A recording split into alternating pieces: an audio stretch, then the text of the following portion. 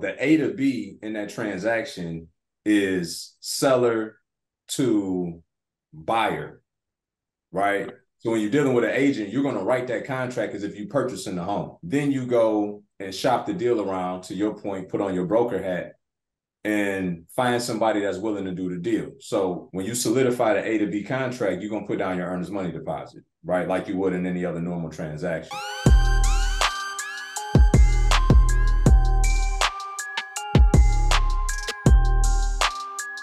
So the strategy that I think I understood from what you were saying, wholesaling, using the MLS was find a deal, make the deal work, and then basically just sell it to somebody who will buy it for more money than you got the deal agreed to, right?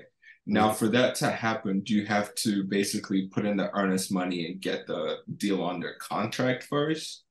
Or do you just basically play a broker in shopping the deal and then showing it to somebody else? Yeah, great question. So remember, it's A to B, B to C, right?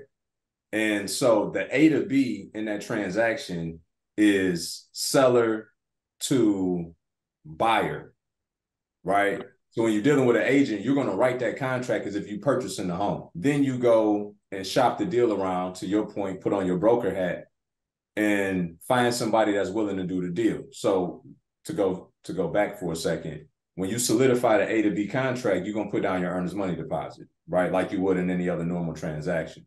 Mm-hmm. Then when you go do the B to C, your first thing that you need to happen outside of them saying yes is to have them then send in their earnest money deposit, because then at that point, even if the deal don't close, you just net neutral by making sure that they covered your earnest money deposit. Mm-hmm. And then after you get the paperwork solidified with them, earnest money deposit and all of that, then you bring everything in and go to the title company, closing attorney, whatever, submit all the paperwork, at which time your agent is going to freak out. But then they have the comfort of knowing that you already did all the work and the deal is going to close, right? So it's the adage of, do we ask for permission or ask for forgiveness? In those cases, we ask for forgiveness. You just got to know what you're doing, because like literally, bro, I mean, I've been threatening lawsuits and brokers calling me and agent. It could turn into a thing. So you just got to have your ducks in a row. But absolutely, that's the movement, though. With the current market and with the interest rates being as high as they are, mm-hmm. How were people, or what strategies are people using to offload properties and get them sold without, dropping the price? Oh, you mean so like in a situation of like a flip? Yeah, situation of a flip, or I guess in my case, the project that took us a year and a half longer than it should. I mean, we've sold 2 properties, mm-hmm. But we've had to buy down interest rates, mm-hmm. to the tune of like 30,000 per, mm-hmm. So that's eaten into a nice chunk of our profits. Sure. So I'm trying to see what other people might be doing to get their profits, to get their, keep their margins as high as possible, but also offload the properties. Yeah, that's a great question, Chike. I'm going to tell you, man, it's a myriad of things that people are doing, from, obviously paying closing costs, various different like appliance packages and things like that, depending on the status of that buyer. But nothing is moving the needle like buying down the rate. Listen, I hope you guys are enjoying the video.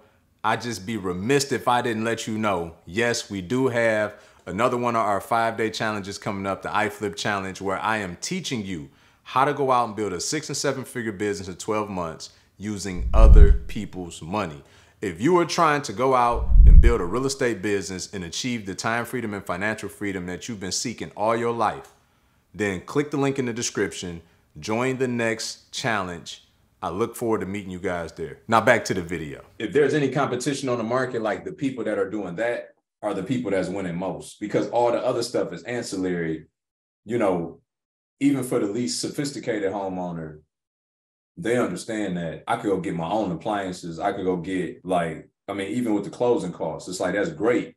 But if I can get a win in perpetuity, then I'll take that all day long. you know, and so it's unfortunate. I get y'all being squoze. That is one thing that's very market sensitive, is when you buy flips, the timing of that is just so critical. You know, unfortunately, sometimes we just get kind of caught. The good news, though, if I heard you correctly the other day, y'all had a tremendous amount of upside in that deal. And so while it is a bit of a haircut that you're taking, you still can come out profitable. It's a lot of people that can't say that right now.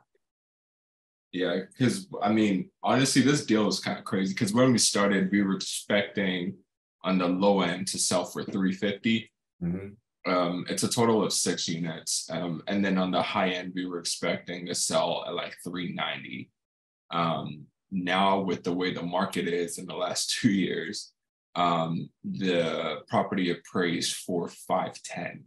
Nice. Yeah, but we're buying the rate down. We have it listed at 499. Okay. And then we're buying it down, so we're technically selling at a net of 465. You know, but I'm like, if it's appraising for 510, we need to be selling closer to, you know, at least like 590. Yeah. You know? Well, 490, I should say. 490, I know what you mean. Yeah. As opposed to that. I'm being a little greedy, but but I'm just trying to see what people are doing, and there's other ways we can move it. Yeah, you know, you got to work with what you got, and you got something that most people don't have, which is some wiggle room in the deal. I get your logic though. You like, well, I ain't got no problem buying down the rate. Let's just put 30,000 back onto the purchase price, and then like we're good, right? Yeah. But literally, with rates being higher, the consumer is just feeling the pressure that if you got the agility to give a little bit of a discount and buy down the rate, like at this point, my guess would be, if you look at opportunity costs, having that money tied up for longer to get the sweet deal that you want is costing you more money, rather than if you had the cash back from that you could redeploy into something else with a fresh start. I know like the bigger developers, I know they have like relations with banks that let them, and I know that's what they've been doing for time, you know. Another thing is like, how do you get like these relationships, you know what I mean, like on the money side? Like, are there ways you foster your relationships, or how do you make friends with a bank, basically? How we made friends, like investing in yourself, being at the right conferences. Like that's literally how it starts. So like they have a short sale and asset management conference at least once a year. And so if you wanted to be someone who could go in, and like yesterday I was talking about how some of my colleagues, they go and buy bank tapes, 300 properties at a time. Well, you can't walk into Wells Fargo and be like, hey, I want to see what your bank tapes look like. You'd be like, but get out of here, right? But you go to these conferences and you get in the right rooms with people, and then those conversations happen over burgers and beers later that night. That's the standard of building the proper inroads. Everything happens after hours.